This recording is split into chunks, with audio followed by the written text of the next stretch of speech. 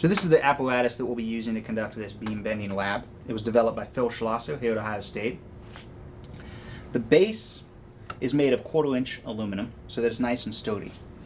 Attached to that base is a clamp that holds your beams. Now over here is a bucket which will hold our weights. These weights are custom made 50-gram weights out of stainless steel. They sit in the bucket like so, and the vertical force applied down is converted by the pulley into a horizontal force into the beam. The beam moves ever so slightly, and the deflection is measured by this dial indicator. We have 4 beams to be measured in this lab. We have an aluminum rectangle, a copper rectangle, a copper square, and an unknown material. You'll be reading the measurements shown on the dial caliper in this video and recording them in the beam bending lab worksheet. Pay careful attention to where you enter this data. If you've not already, please pause the video and familiarize yourself with the worksheet and the lab procedure. If you're having trouble locating these documents, you can reach out to your TA. It's always a good idea to review the process before diving right in. In this lab, you'll be using 2 precision measuring instruments, the dial indicator and the sliding caliper. This is a caliper here, and you'll notice at first, of course, there's a dial on the outside and there's a scale on the inside. This is a familiar scale, just like you would use on your standard classroom ruler. The larger numbers indicate inches, 0, 1, and 2, and the smaller numbers indicate 1/10 of an inch. This is fairly straightforward. You have 1, 2, 3, 4, 5, 6, 7, 8, 9. The line right to the right of a number indicates where that actually precisely is. So I'm going to get right at 1 inch here, and you'll see on the slide on the dial that as I slide this, I get closer and closer to 0. So now I'm at 1 inch. You can see the 1 inch mark. You can kind of see the line, and you can see that I'm at a 0 here. So this is 1.000 inches. As I move down from an inch, the number 1 is still visible. And this is one of the tricky things about using a sliding dial caliper.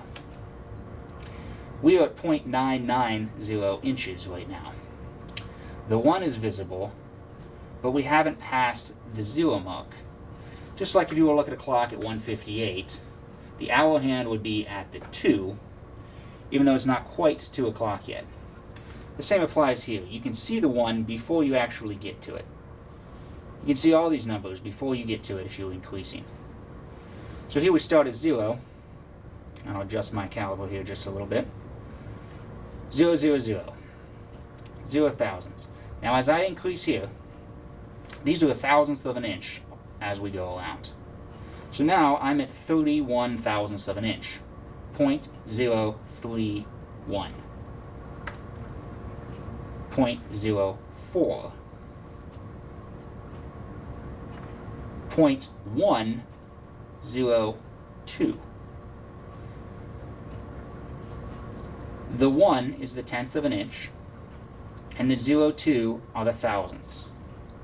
You might wonder where the hundredths are, but as you can see around the dial here are tens, so the larger number is the hundredth and the smaller number is the thousandth. 90 thousandths is the same as 9 hundredths. Let's choose another number just to illustrate. As I spoke before, you can see the 9 here, but we haven't reached it yet. So we are at 1 inch,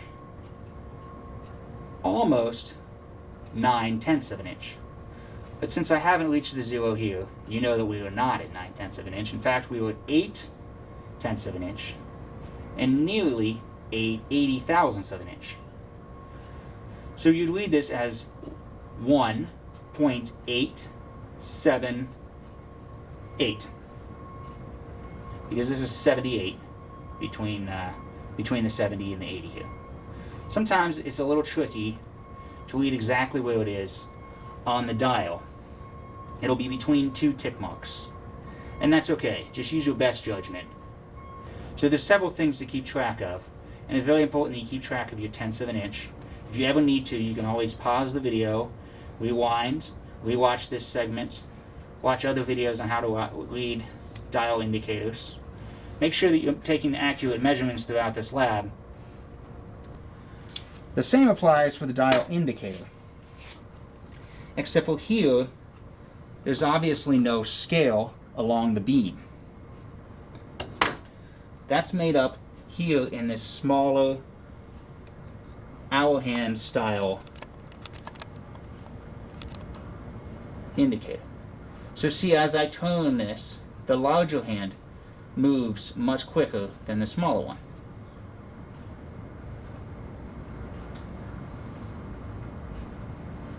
So right here at rest, we're just past the 0.2, and we're just past the 0.02. So we're at 0.222. As I get closer to 0.3 inches, you may be tempted to think that we are at 0.3 inches based on the smaller hand. But as you can see by the larger hand, we're not quite there. We're at 0.29 and hovering right around 0.29. Here is 0.3 inches. So again, the smaller hand is tenths of an inch. The larger hand is thousandths of an inch. And of course you might be wondering what a hundredths of an inch is, but the thousandths of an inch is in tens places. So 70 thousandths of an inch is going to be 7/100ths of an inch. So if you're thinking about how to record this and you're still struggling, one thing to do is write a decimal, because nothing's going to be over an inch here in the lab. And then to start with this smaller hand. Keeping in mind, just as I mentioned earlier, if you're looking at a clock and it's 1:58, you might be tempted to think that the hour hand is at 2. So keep track of where the larger hand is on either side of the 0. And then you can write your first decimal place based on that hour hand. I'm calling it an hour hand. It's a tenths hand, of course. Your second two decimal places will just be the larger number here. So this would be 20, 24, 25, and so on. One thing to keep in mind about this lab is that we will never start at 0. That's okay. Even as I take the weight out of here,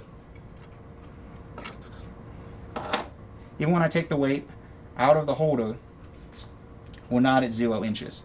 And that's because we want force to be applied by this beam at all times. If we were truly at 0 inches, the beam would be all the way out and not touching the dial indicator. And so therefore, if the beam moved, we wouldn't be able to accurately measure it. So you will start with whatever measurement reads at 0 grams, and that will be, all your deflection will be based off of that. Okay, so starting with the aluminum beam, we'll take the measurements of the characteristics of this beam with the sliding caliper here. Starting with the width.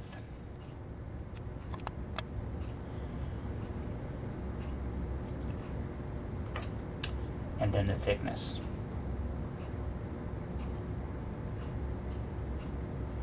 So you notice that the length of this beam is measured with an S and an L measurement. These measurements are fixed in the lab, although they are important to measuring the Young's modulus of the beam. So we won't take those measurements here. Now that we have the aluminum beam attached to the apparatus, it's time to take our first measurement. You notice that there was a small amount of force already applied by the empty weight holder. And keep in mind that we want to capture even the smallest deflection with this dial indicator. So therefore it's really important that the aluminum beam is already engaged with the dial indicator. That's why you'll have a small reading already on the dial indicator. That's okay. This is not 0. It represents 0 weight. This number will go in table 1.3 as your 0 weight reading. And all of our measurements of deflection will be based off of this measurement. Now it's time to add our first weight to the system. You'll see that the dial indicator moves. But due to a phenomenon called measurement hysteresis, it's important to tap our system to let the dial indicator adjust a little bit to each weight that we add. It may there's some resistance internal to the dial indicator and to the whole system as a whole that can be overcome just by a little bit of shaking of the system. Now it's settled into its accurate measurement. So you can go ahead and record this as the 50-gram measurement in table 1.3. Now I'll add a second 50-gram weight, and again, tap our system to get a more accurate measurement. So there's 100 grams.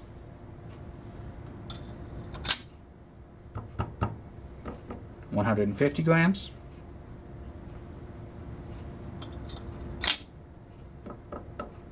$200 grams. These are all going in table 1.3. There's 5 weights and 6 weights.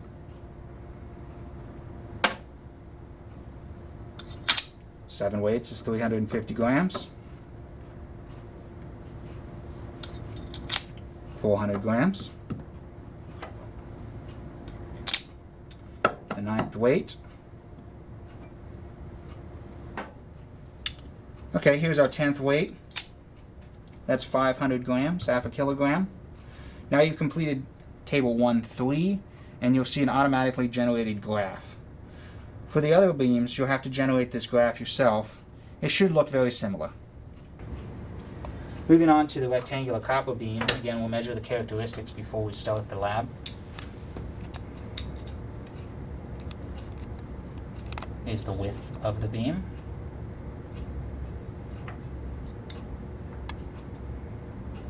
And its thickness.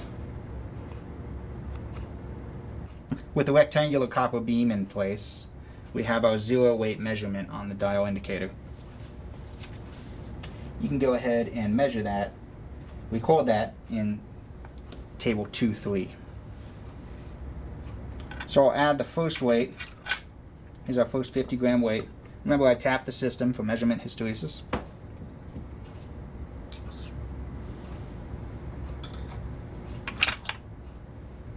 There's 100 grams. If at any point you miss a measurement, you can always rewind the video and pause it to take an accurate measurement. There's 150 grams. Again, tapping the system. That one adjusted quite a bit.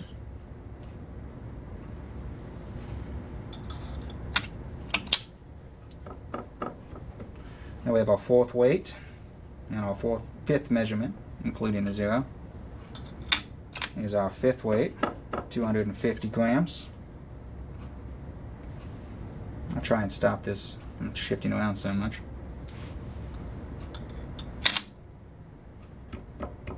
As with 6 weights, 300 grams.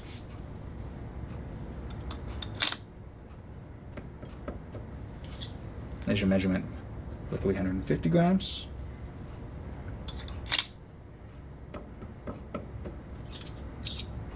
$400 grams. Ooh, that shifted quite a bit. 9 weights, 450 grams. And finally, 500 grams, a half kilogram. Again, you'll record this deflection and you'll have to create your own graph. It should look very similar to the graph you saw before, with a linear relationship between force and deflection.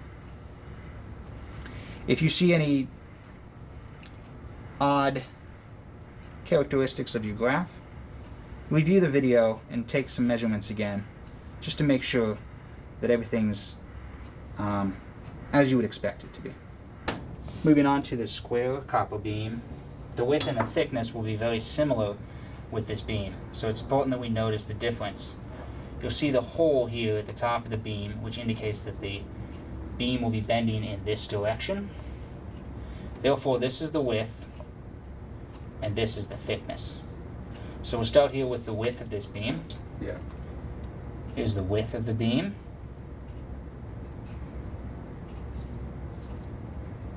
And then here's your thickness. Okay, so here's your zero measurement for the rectangular copper beam.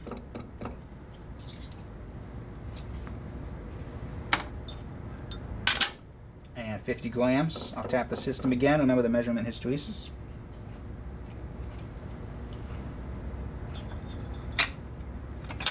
There's 100 grams.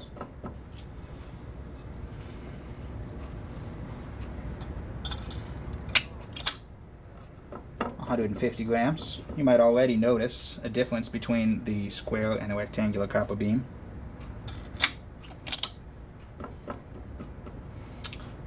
$200 grams.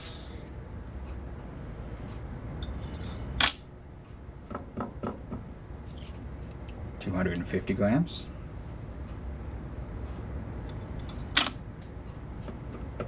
There's your sixth weight. And your seventh, that's 350.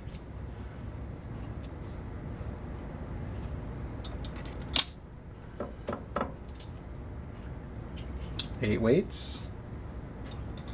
9 weights. And 500 grams. That's the rectangular copper beam. Again, make a graph. Make sure that it's linear, the relationship between the force and the displacement. And if you see anything that's out of the ordinary, review the video and take a measurement again. Now we will be moving on to the unknown material beam. First, we'll measure its characteristics. Here's the width of the beam. And the thickness. You might notice that the zero weight measurement is different on some of these. That's okay. Some of that depends on where I put the wing nut. Some of that depends on the material. Again, this zero weight measurement is just a baseline. Here's our first measurement, 50 grams.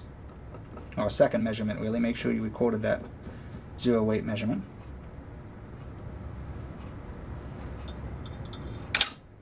And 100 grams.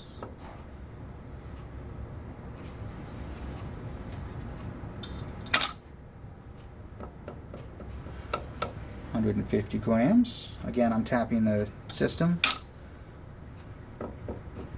And that one's moving as well. 200 grams.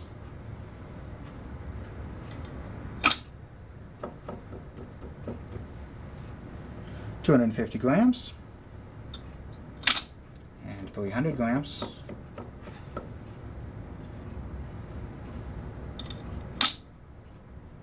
There's 350 grams.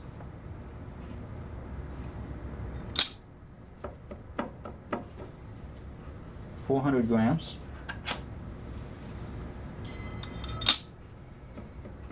We're almost completed with the unknown material. This is 450 grams, 9 weights. Your 10th hexagonal weight, 500 grams.